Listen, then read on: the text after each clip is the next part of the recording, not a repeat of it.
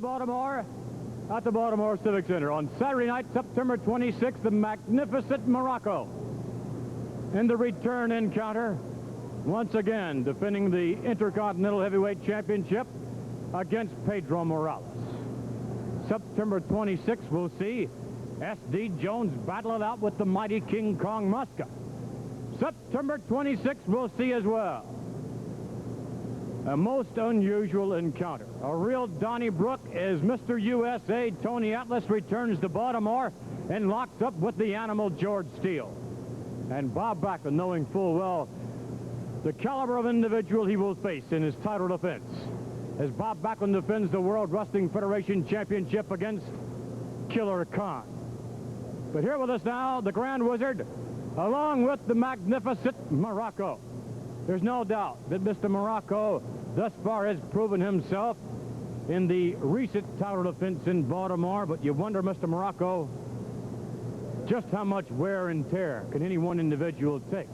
You took a lot of punishment in that last encounter with Morales.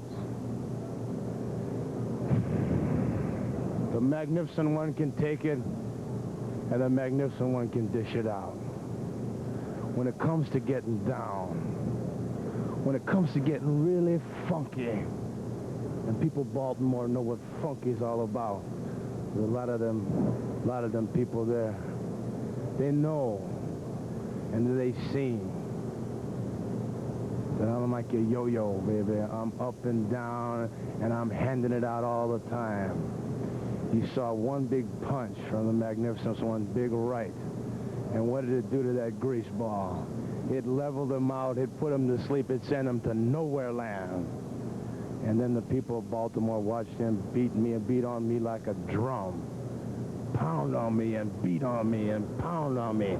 But look, I'm back here. I'm looking better than ever. I'm moving better than ever because I have other goals, see. I got other plans. Morales is just a stepping stone, just between you and me. I don't want to give anything away, but we got plans. We got better plans for that, don't we, Wiz? We do indeed, and instead of worrying about Mr. Magnificent's beating, why don't you ask the greaser how he feels? The Grand Wizard, along with the magnificent Muraco, and their comments. Our next guest, the World Wrestling Federation champion, Bob Backlund. As Bob Backlund prepares to lock up with Fred Blassie's Killer Khan, a man who, well, not to belabor the point, Bob, but this man went through Andre the Giant to a certain extent.